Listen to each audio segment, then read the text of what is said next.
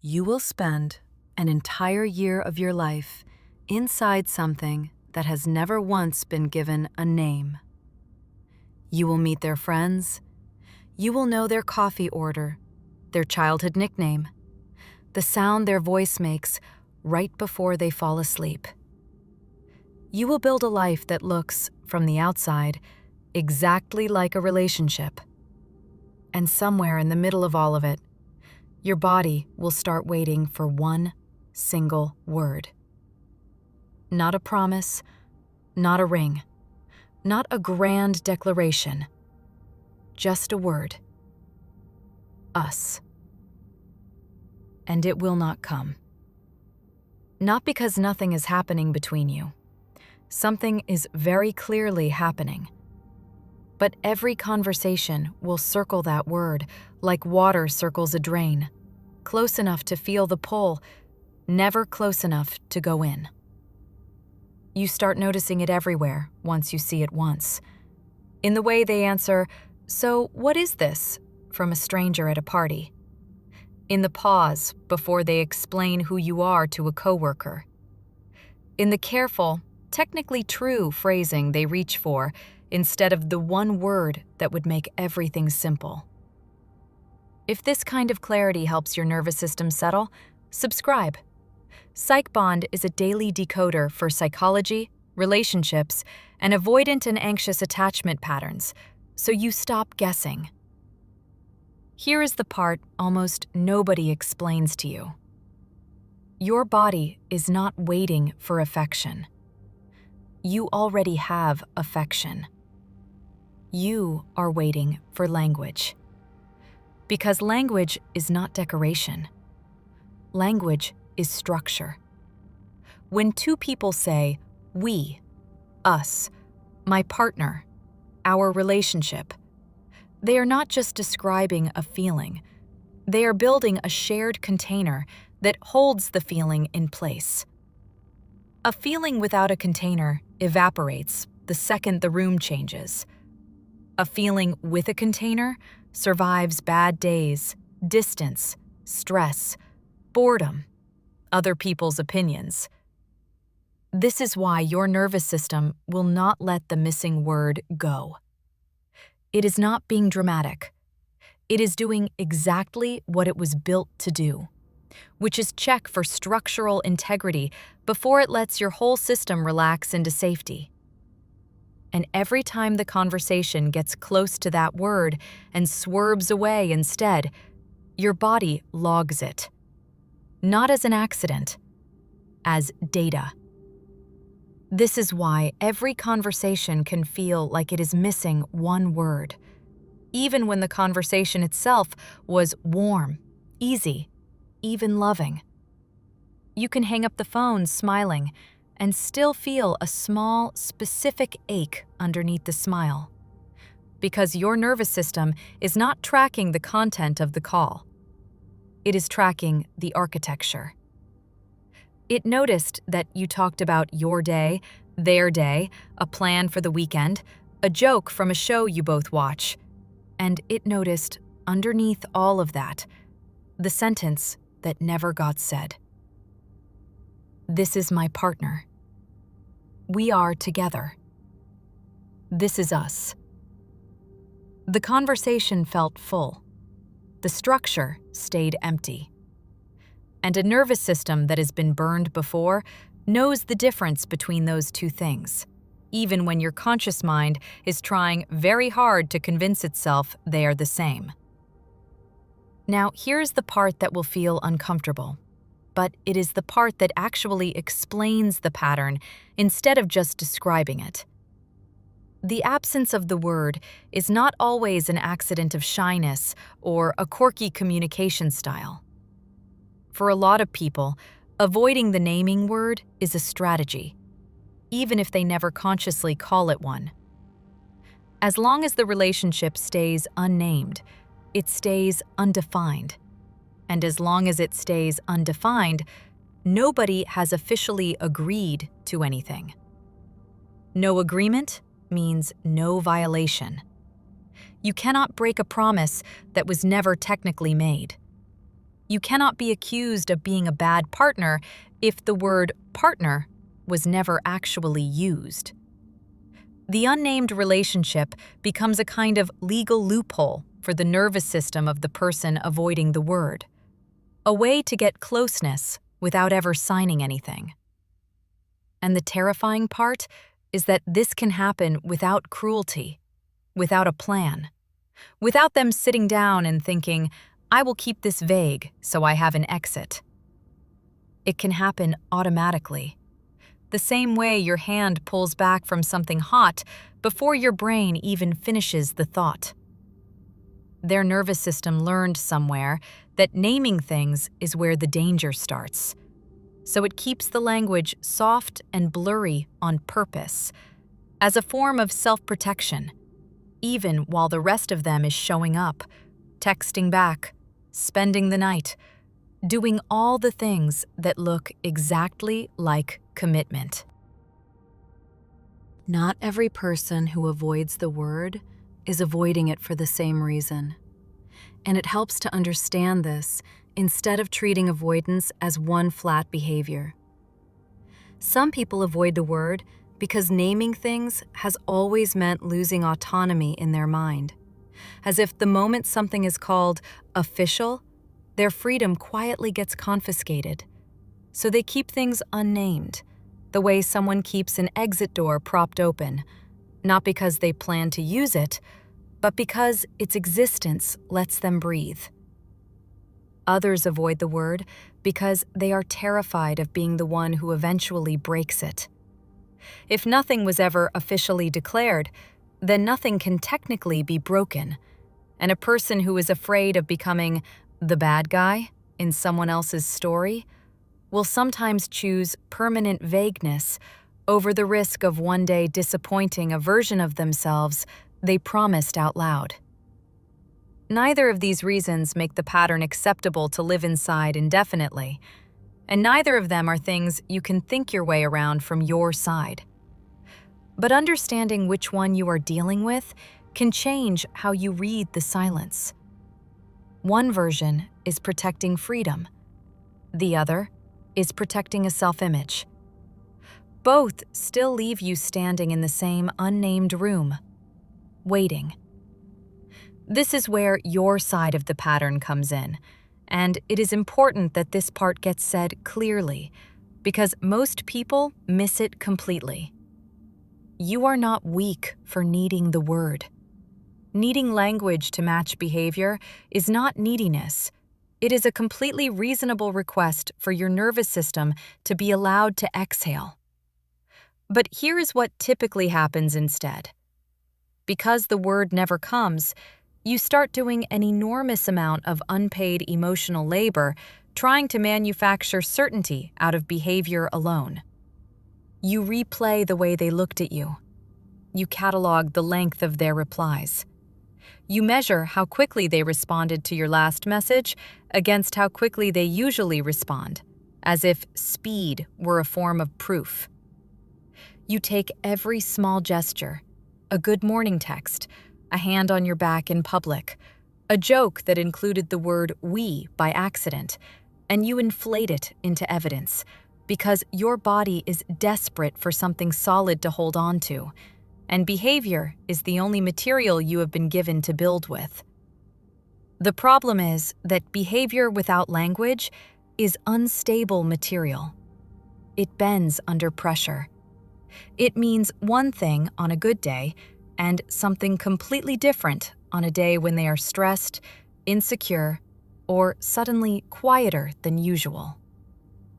You end up constructing an entire identity for the relationship using materials that were never meant to hold that kind of weight. And then you wonder why the structure keeps swaying every time something shifts. Let's talk about what your nervous system is actually doing during all of this, because it is not overreacting. It is running a very old, very intelligent threat detection process. Human beings evolved in small groups where social role and social language were survival information. If you did not know whether you belonged to the group or not, You could not calibrate your behavior, your resource sharing, your protection instincts correctly. Ambiguity about belonging was, quite literally, dangerous. So your nervous system still treats, "Do I officially belong here or not?" as a survival-level question, not a romantic inconvenience. That is why not knowing whether you are official can produce actual physical symptoms: a tight chest, a restless stomach, trouble sleeping the night after an ambiguous conversation. Your body is not confused about the size of the problem. It is treating unclear belonging the same way it would treat any other unresolved threat. Because, as far as your oldest wiring is concerned, that is exactly what it is. This pattern almost always has an earlier chapter, one that starts long before this relationship. If you grew up in a home where belonging felt conditional, where love had to be earned through being agreeable, being low maintenance, being easy to keep around, your nervous system learned early that asking directly for confirmation was risky. It learned to scan instead, to read tone, posture, the length of a pause before someone answered you, because scanning felt safer than asking outright and possibly hearing no. So when you meet someone who also avoids the direct word, your nervous system does not experience it as unfamiliar. It experiences it as fluent. You already know how to live in the scanning position. You have been training for this exact kind of ambiguity your whole life, which is precisely why it can take so long to notice how much it is costing you. The relationship is not creating the pattern from nothing. It is activating a very old, very practiced skill. And practiced skills do not feel like alarm bells. They feel like home. Now here is the part where we look at the story most anxiously attached people tell themselves and set it next to the actual structure of what is happening, because the gap between those two things is the entire pattern. The story says, "They clearly care about me. Look how much time we spend together." The structure says, "Time spent together is not the same as a defined role, and undefined roles can be exited at any point without consequence." The story says, "They get jealous when other people show interest in me. That proves this is real." The structure says, "Jealousy is a feeling, not a commitment, and a person can feel possessive over something they have never agreed to protect." The story says, "We have an inside language. We have private jokes. Nobody else gets us like this." The structure says, "Intimacy without a name is still intimacy without a container, and the closeness you feel is real, but real is not the same as defined." The story says, "If I just give it more time, the word will come naturally." The structure says, "A person who wanted to say the word already had 1,000 easy, low-stakes opportunities to say it, and did not." The story says, "Maybe I am the one being too intense about needing a label." The structure says, "Wanting your relationship to have language that matches its behavior is not intensity. It is basic clarity. The same clarity you would want from a job that never told you if you were hired." The story says, "They introduced me to their friends. Surely that means something."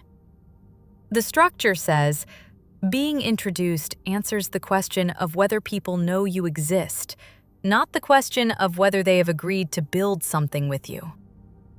The story says, "We've never even had a real conflict. This feels so easy." The structure says, "Ease without definition is not the same as safety. Sometimes it just means neither of you has ever pushed hard enough to find out what happens when the word finally has to be said." Believe the structure. Not because the story is a lie, but because the story only tells you how something feels in this exact moment, and the structure tells you what will actually hold when the feeling changes. It is worth separating this pattern from something it sometimes gets confused with, which is normal early relationship uncertainty. Not knowing what to call something after 3 weeks is not a red flag. Timelines vary, people move at different speeds, and rushing language before trust exists can create its own kind of instability. The marker here is not the calendar. It is the swerve. A person moving at a genuinely reasonable pace toward clarity will, over time, close the gap. Conversations about the future will get more specific instead of staying permanently soft focus. Introductions will slowly shift from "my friend" to something warmer.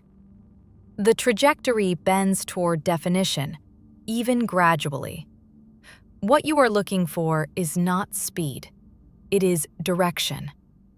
If months and then years pass and the conversation still swerves away from the word exactly as sharply as it did in month 1, that is not a slow burn anymore. That is a fixed pattern. And fixed patterns do not resolve simply by waiting longer. Time does not soften an avoidance strategy. It only gives it more time to work. Here is another layer that almost never gets said out loud. The absence of the word is not neutral. It is doing active work. Every day that passes without the word being said, the relationship quietly recalibrates itself around the assumption that naming is optional. You start adjusting your own language to match theirs without noticing. You stop saying, "my partner," to your friends, and start saying, "the person I've been seeing," even a year in. Even after holidays spent together, even after they've met your family. You start narrating your own life in the same vague, undefined terms they use, because matching their language feels safer than being the only one who calls it something real. This is one of the quietest costs of the missing word. It does not just leave a gap in the relationship. It slowly edits the way you describe your own life to yourself. People will sometimes tell you that actions matter more than words. And in most areas of life, that is true. But this is one of the few places where that advice quietly falls apart. Because the word is not competing with the actions. It is the thing that gives the actions a category. Showing up every weekend is an action. It can mean, "I am building a life with you," or it can mean, "I enjoy your company and have nowhere better to be." And without language, both interpretations remain equally valid at the same time. This is not a flaw in your perception. It is a genuine structural ambiguity. The same way a handshake can mean, "we have a deal," in one culture, and "nice to meet you, no deal implied," in another. Context and words are what tell you which meaning applies. Take the words away, and you are left interpreting a gesture that was never assigned a fixed meaning in the first place, which is exactly why the same set of actions can feel like devotion on a good week and feel like nothing at all on a week when your anxiety is louder. The actions did not change. The story you were allowed to tell about them did, because nothing was ever locked into place by language. And this is why every conversation can feel like it's missing one word, even the good ones, even the ones that made you laugh, even the ones where you hung up feeling closer than you had in weeks. Because the missing word is not really about that one conversation. It is about the accumulating evidence that language is the one door that never opens, no matter how many other doors do. You get access to their time, their attention, their body, their humor, their bad days, and their good ones.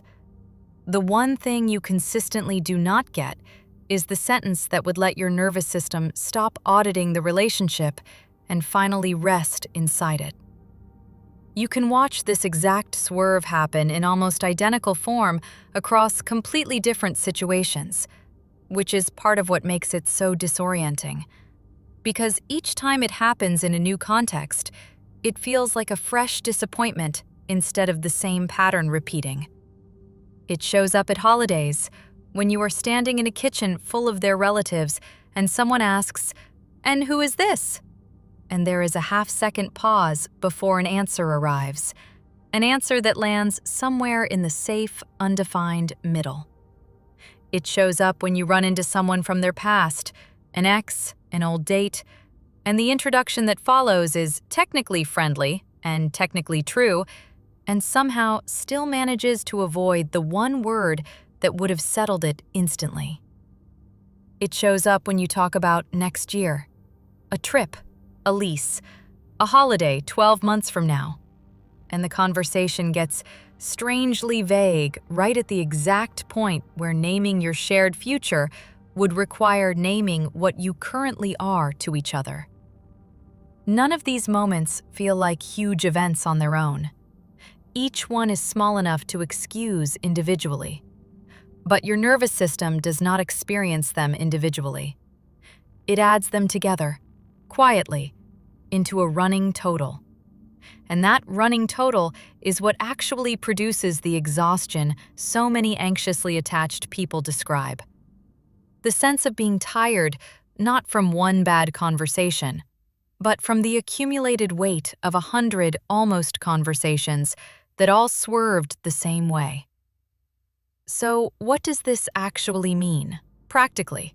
Without turning this into a lecture on how to fix another person, because you cannot fix another person's relationship with language, and trying to will only exhaust you further. The first thing worth doing is separating the ache from the accusation. The ache you feel is not proof that you are too needy, and it is not proof that they are a bad person. It is information. Your nervous system is telling you, accurately, that the container does not match the contents yet, and that gap is uncomfortable for a completely legitimate reason. You are allowed to feel that ache without immediately turning it into either self-blame or a verdict on their character. It can simply be true that something real is happening and something necessary is still missing at the same time. The second thing worth doing is noticing where you have quietly started translating their vagueness into your own language, without them ever asking you to. If you have caught yourself downgrading how you describe this relationship to other people so it matches the blurriness they maintain, that is worth noticing. Not because it is a crime, but because it shows you how much of the ambiguity you have absorbed and started carrying by yourself. The third thing, and this is the one that actually changes the pattern instead of just naming it, is understanding that you are allowed to ask a direct, simple, low-drama question about the word itself. Not an ultimatum, not a performance of hurt, a plain question. What are we? Said once, said clearly, said without 12 paragraphs of justification first. Their answer, or their avoidance of the answer, will tell you more in 30 seconds than 6 more months of decoding behavior ever will. Because a direct question about language removes the fog that behavior alone always leaves behind. If they can say the word, even nervously, even imperfectly, that is a nervous system attempting to build a container. If the question gets deflected, softened, turned into a joke, or quietly avoided again, that is also information. And it deserves to be believed the same way the structure deserves to be believed over the story. Whatever answer comes back from that question, you are allowed to let it be enough information to act on, instead of something you argue yourself out of an hour later. If the answer is warm and clear, let your body actually receive that, instead of immediately searching for a hidden catch. because part of healing this pattern is allowing good information to land as easily as bad information always has. If the answer is vague again, soft again, deflected again, you are allowed to let that be the answer too. Rather than a puzzle you owe yourself one more year to solve. You did not fail by needing the word. You were simply asking the one question a relationship without language can never actually answer honestly, which is whether it was ever going to become one. There is a fourth thing worth doing, and it has nothing to do with them at all. While you are waiting for language to catch up to reality, your nervous system still needs somewhere to put the waiting. This does not mean distracting yourself out of the feeling or pretending the ache isn't there. It means noticing, in the moment the anxiety spikes, that what is happening is not an emergency unfolding right now. It is an old alarm reacting to an old shape it recognizes. You can say to yourself, plainly, "This is the missing word feeling. I know this one. It is not new information. It is the same signal I have felt before it was ever confirmed either way." That single act of naming what is happening in your body without immediately reaching for reassurance from them is what starts to loosen the grip the pattern has on you. Not because the situation is resolved. It is not resolved yet. But because your nervous system stops treating the ache itself as proof that something is wrong right this second, and starts treating it as familiar weather passing through a body that has felt this exact storm before and survived it. You are not asking for too much by wanting the word. You are asking for the one thing that would let your body stop treating this relationship like an unsolved case. Closeness without language can still be meaningful. It can still matter. But it cannot, on its own, give your nervous system what it actually needs, which is not more time together, not more inside jokes, not more proof through behavior. What it needs is the one sentence that turns a feeling into a structure, so that your body can finally stop standing guard at a door that keeps almost opening and start living inside a room that has actually been built. Somewhere in all of this, it is worth remembering that wanting a name for something real is not the anxious part of you malfunctioning. It is the healthiest part of you asking a completely fair question. If this is real, why can't it be said? That question does not make you difficult. It makes you someone who understands, correctly, that love without structure is still just weather. Beautiful while it lasts, but never something you can actually build a life inside. If this helped your body feel a little safer, liking or following this helps it reach someone else who needs this clarity. Welcome to PsychBond. You're safe here.